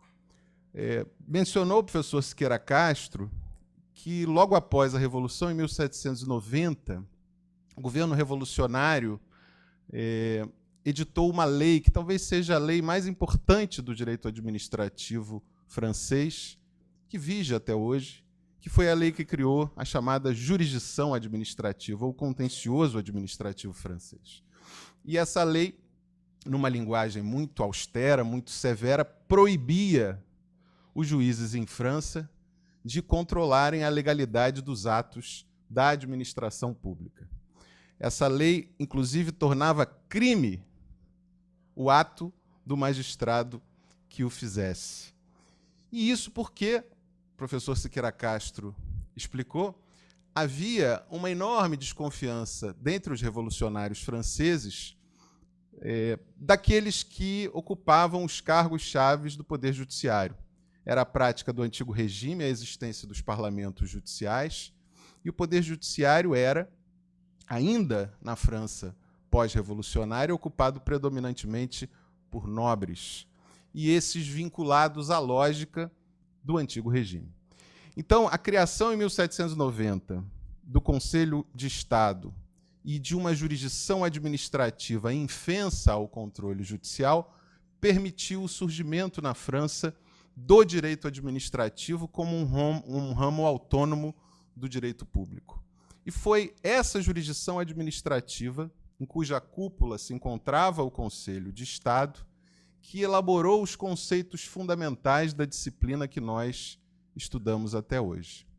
Então, quando se diz que, em França, o direito administrativo surgiu como uma conquista liberal, decorrente da afirmação histórica da ideia de separação de poderes, afirmada na Declaração dos Direitos do Homem e do Cidadão, e da submissão do poder da burocracia estatal à lei, como uma espécie de vinculação do Estado à legalidade, sendo a legalidade administrativa uma espécie de tradução jurídica da legitimidade política do próprio regime, essa frase deve nos causar espécie, porque o direito administrativo não se constituiu dessa forma. O direito administrativo não foi, pelo menos dos seus 100 primeiros anos, pelo menos até fins do século XIX, um direito legislado. Nem foi um direito auscultado, supervisionado, monitorado pelo Poder Judiciário. Isso porque, naquele país, os conceitos, como eu disse, foram de elaboração predominantemente pretoriana, por obra de uma jurisdição administrativa, em cuja cúpula o Conselho de Estado criou conceitos como o próprio ato administrativo, contrato administrativo, a ideia de desapropriação, toda a ideia vinculada à discricionariedade administrativa, poder de polícia, foram conceitos forjados a partir de uma criação do Conselho de Estado que entendia o direito público como um ramo distinto do direito civil e, portanto, como uma espécie de insubordinação ao direito legislado. E essas decisões da jurisdição administrativa não eram sujeitas ao controle judicial.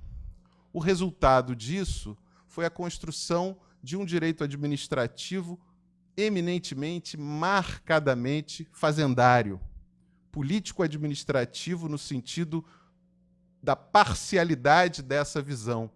O direito administrativo surge, portanto, como uma disciplina estruturada para instrumentalizar o funcionamento da administração pública, tornando imune aos controles do legislativo e do poder judiciário.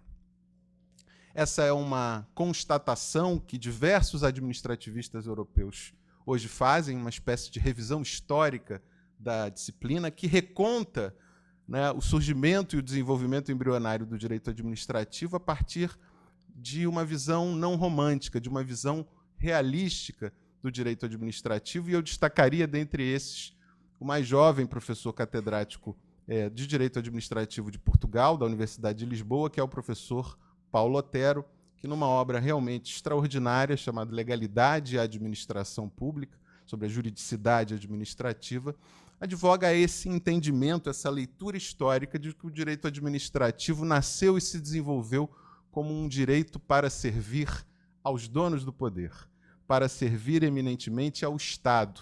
E só ao longo do tempo o direito administrativo foi sofrendo os influxos das teorias democrática e liberal de defesa, tanto da soberania popular como dos direitos fundamentais.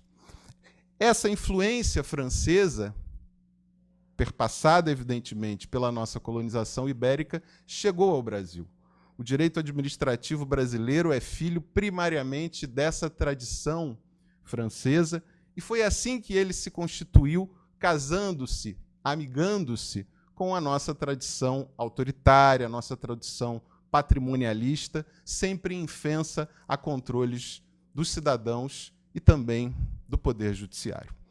É esse o direito administrativo que nós herdamos, mas, felizmente, pela obra de homens como o desembargador Gessé Torres, não é mais o direito administrativo que nós hoje temos no Brasil.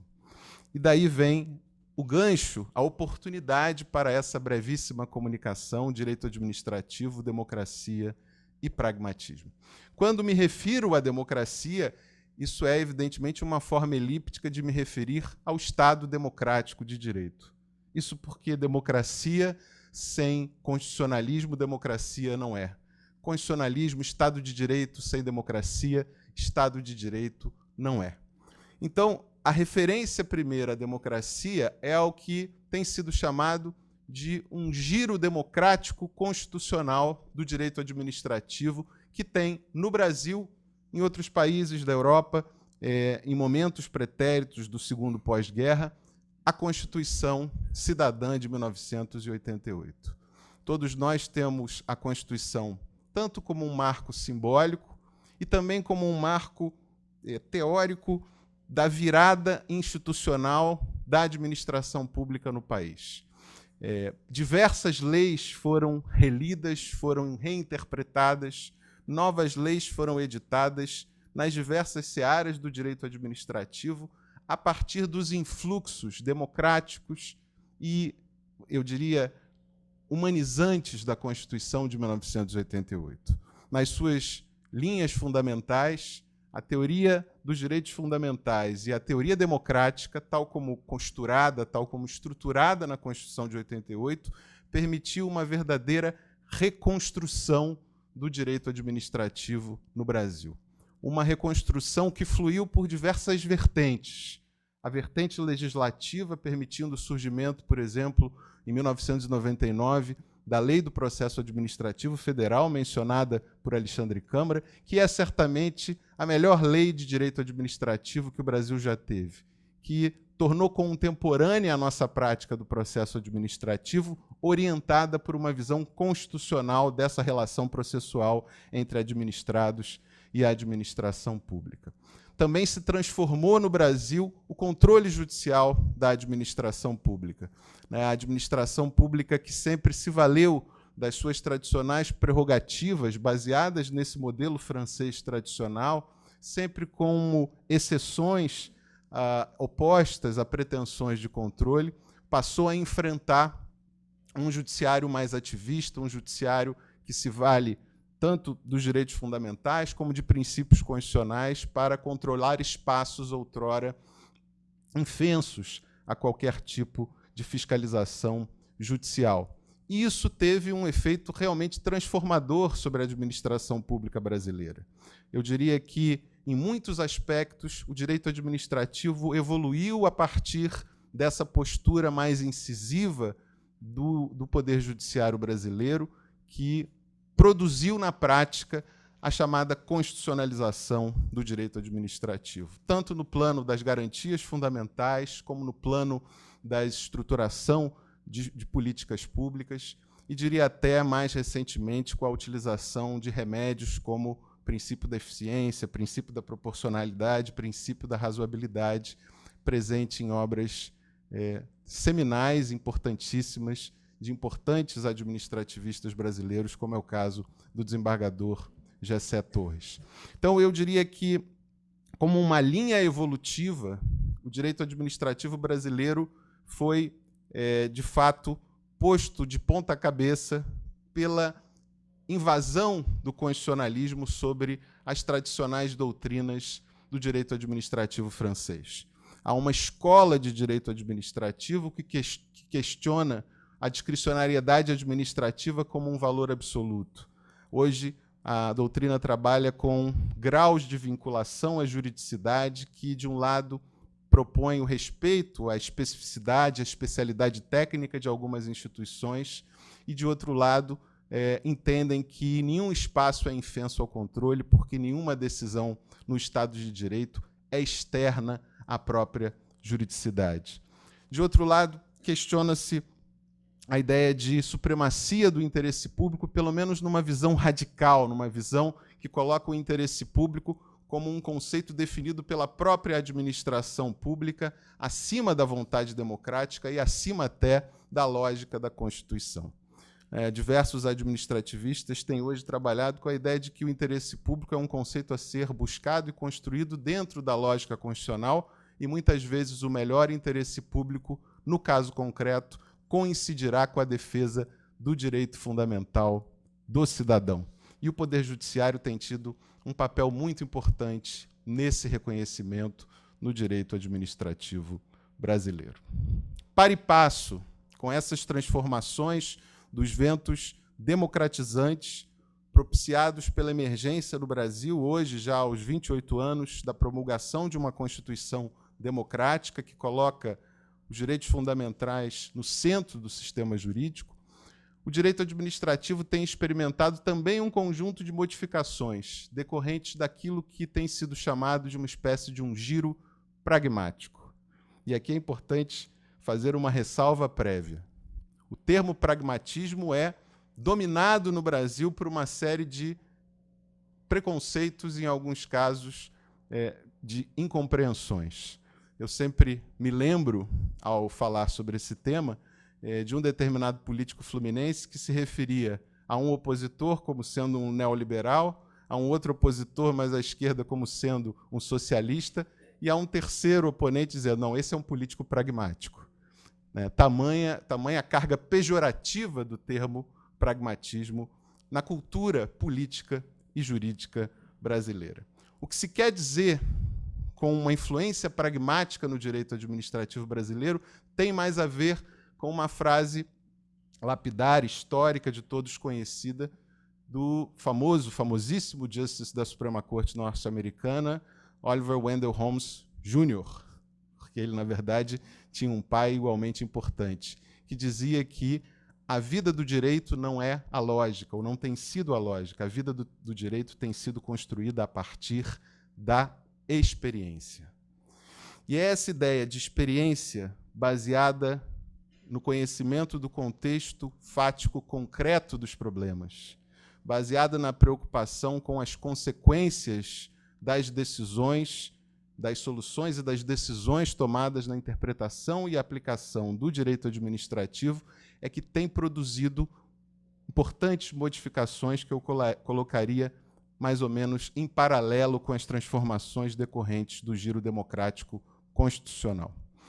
O pragmatismo é uma escola surgida nos Estados Unidos, eu diria que é uma escola de uma metodologia científica, mas que, para o direito, tem a ver com, sobretudo, o desapego a dogmas inafastáveis, que tem sido chamado de antifundacionalismo, a preocupação com a análise de dados concretos da realidade, que se poderia chamar de contextualismo, e levar em conta como critério de decisão legislativa, administrativa ou judicial as possíveis consequências de uma determinada decisão. Então, o pragmatismo é uma visão a partir de um outro enfoque do direito. E nada mais importante para o direito administrativo do que ter esta preocupação pragmática. Porque o direito administrativo lida com recursos escassos e demandas ilimitadas. o direito administrativo lida hoje com problemas de massa, com uma litigiosidade de massa, com questões que ultrapassam o mero campo das idealidades jurídicas e enfrentam hoje desafios da prática.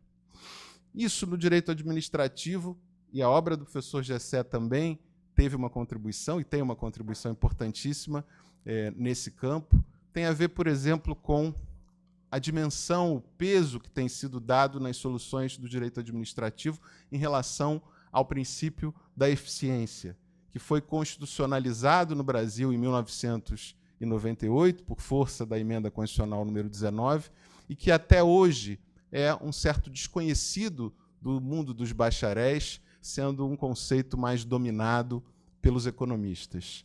Qual é a importância da ideia de eficiência na construção dos institutos, na interpretação e aplicação dos conceitos do direito administrativo? Por exemplo, qual é o papel de um sistema de licitações e contratos da administração pública? Certamente um papel republicano importantíssimo, de assegurar impessoalidade, moralidade nas contratações públicas, garantir a probidade, preocupações republicanas tão caras à Constituição de 1988. Mas, por outro lado, uma preocupação igualmente importante, eu diria, dramática e urgente da sociedade brasileira, de melhorar a qualidade do gasto público, a partir da construção de institutos que proporcionem as melhores soluções, contratos com menor grau de litigiosidade, com preços menores, com alcance de melhor desempenho técnico. Tudo isso deve nortear as preocupações dos administrativistas, não apenas dos legisladores, mas dos operadores do direito administrativo como um todo, que devem levar essas preocupações em conta no momento decisivo da interpretação, aplicação do direito administrativo.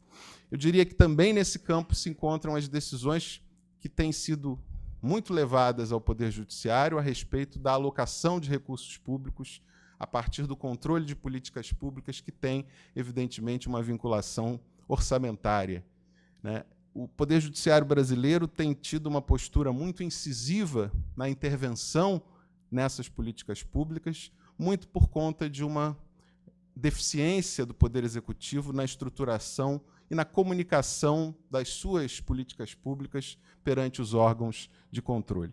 Eu acho que essa é uma fase importante, mas é uma fase pela qual passa o direito administrativo brasileiro, que deve caminhar e deve nos levar a uma etapa de maior sofisticação. O Executivo deve ser capaz de demonstrar aos órgãos de controle, aqui me refiro, evidentemente, ao Judiciário, mas também aos tribunais de contas, que têm o seu papel, de que maneira ele pretende alcançar ou demonstrar que a solução adotada numa determinada política pública é aquela que melhor atende aos princípios constitucionais e legais aplicáveis a determinado caso concreto, como mencionou o desembargador Alexandre Câmara. Acho que esse, portanto, é um outro campo em que pensar nas potenciais consequências de uma decisão, por exemplo, nos efeitos sistêmicos de uma decisão, tanto uma decisão da administração pública como do Poder Judiciário, é algo que deve passar a integrar as razões de decidir de qualquer administrador e de qualquer magistrado. É, de fato, um campo desafiador, um campo novo, que impõe um diálogo interdisciplinar do direito com a ciência política, com a economia, sobretudo, mas me parece algo inevitável num mundo cada vez mais complexo, em que as demandas são variadas e inesgotáveis, num mundo globalizado e, por paradoxal que pareça, num mundo diferenciado, cada vez mais fragmentado. Tudo isso exige dos administrativistas um grau elevado de humildade, de reconhecer que o seu instrumental desenvolvido até então é insuficiente e, ao mesmo tempo, um grau de ousadia, um grau de coragem intelectual de se abrir ao novo e pensar coisas novas. E é aqui que eu encerro e volto ao ponto inicial da minha exposição, falando do desembargador Gessé Torres. Há pessoas, há professores que passam a vida inteira ensinando, e esses são muito importantes, mas há pessoas e professores e magistrados que passam a vida inteira aprendendo. E esses são imprescindíveis. Esse é o caso do desembargador Gessé Torres Pereira Júnior, que, ao aprender a vida inteira, tem nos ensinado, ao longo dessa vida, tudo que nós sabemos no direito administrativo. Muito obrigado.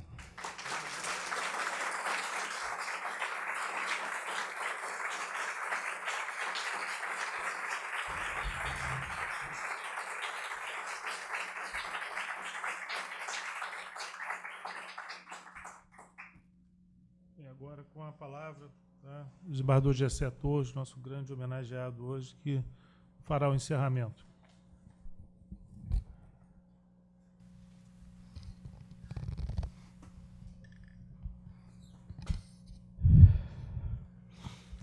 Tem que respirar fundo, né?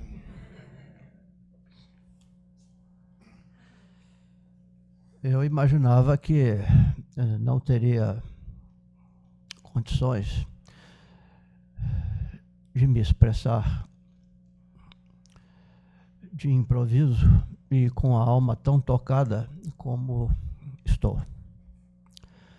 E com isso, fui buscar em alguns textos a inspiração que me habilitaria a deixar com os meus amigos, alunos, ex-alunos, futuros alunos, colegas tão queridos, familiares,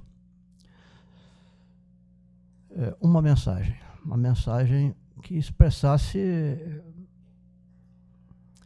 esta generosidade, essa espontaneidade com que se uniram numa homenagem para mim muito maior do que eu seria capaz de avaliar.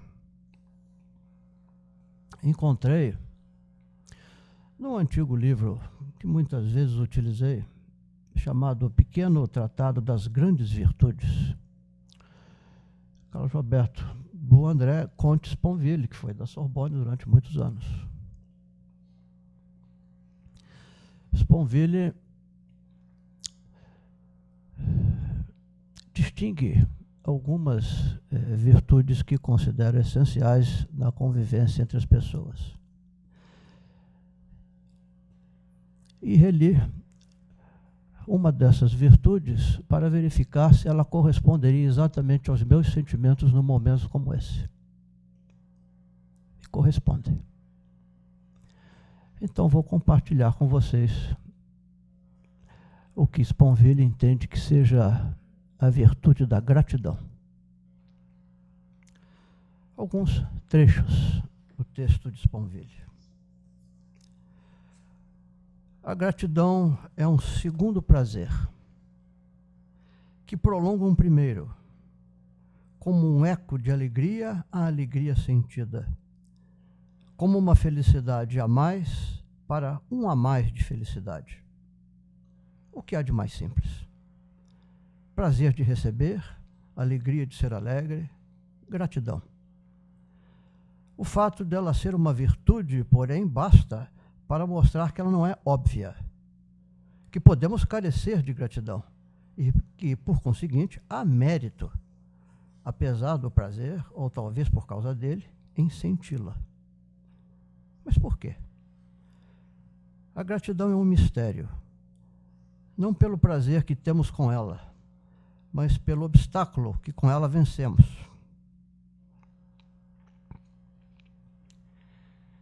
É a mais agradável das virtudes e o mais virtuoso dos prazeres.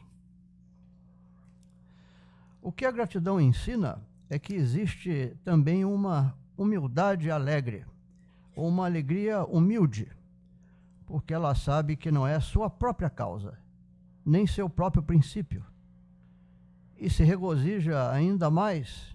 Que prazer dizer obrigado com isto, porque ela é amor, e não amor a si antes de tudo ou sobretudo, porque se sabe devedora, se quisermos, ou antes, pois nada tem a reembolsar, porque se sabe plenamente satisfeita, além de qualquer expectativa, anteriormente a qualquer expectativa, pela própria existência do que a suscita, e que pode ser Deus, quando se crê nele, que pode ser o mundo, que pode ser um amigo, um desconhecido, que pode ser qualquer um.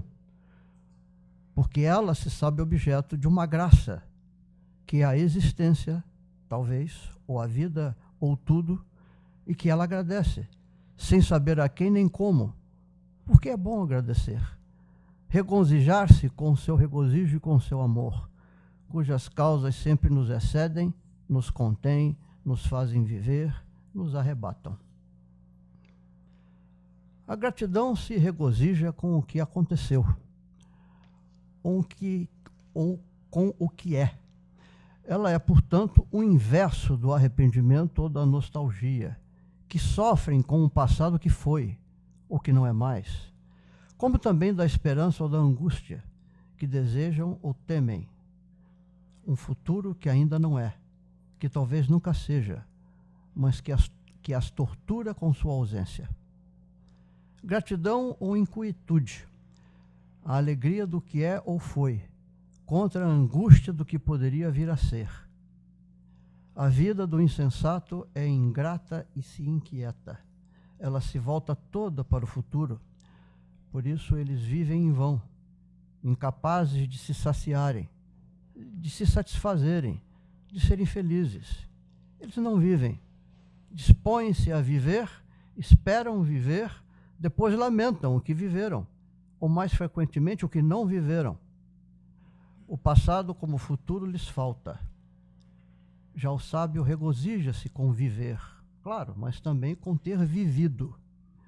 A gratidão é essa alegria da memória, esse amor do passado, não o sofrimento do que não é mais, nem o pesar pelo que não foi, mas a lembrança alegre do que foi. É o tempo reencontrado, se quisermos, a gratidão do que foi. Compreendemos que esse tempo torna a ideia da morte indiferente, pois aquilo que vivemos, a própria morte que nos levará, não poderia tomar de nós. São bens imortais. Não porque não morremos, mas porque a morte não poderia anular o que vivemos, o que fugidia e definitivamente vivemos. A morte só nos privará do futuro, que não é. A gratidão liberta-nos dele, pelo saber alegre do que foi. O reconhecimento é um conhecimento, ao passo que a esperança nada mais é do que uma imaginação. É por aí que ela alcança a verdade, que é eterna, e a habita. Gratidão, desfrutar, eternidade. Meus amigos, este momento que me propiciam é desfrutar a eternidade. É rememorar o conjunto de dias vividos, de obras semeadas, de convivências compartilhadas. Com a minha mulher, o amor da minha vida, com a minha filha, meu genro, meus netos, meus amigos da magistratura, meus amigos do magistério, meus alunos, meus ex-alunos, os servidores que comigo trabalharam e trabalham em vários recantos das repartições administrativas desse tribunal, vejo-os todos aqui representados. E os levarei todos com esta gratidão eterna. É isto que é a gratidão, um momento de eternidade na vida que se viveu. Muito obrigado por terem vindo, muito obrigado por compartilharem comigo. Até a vista.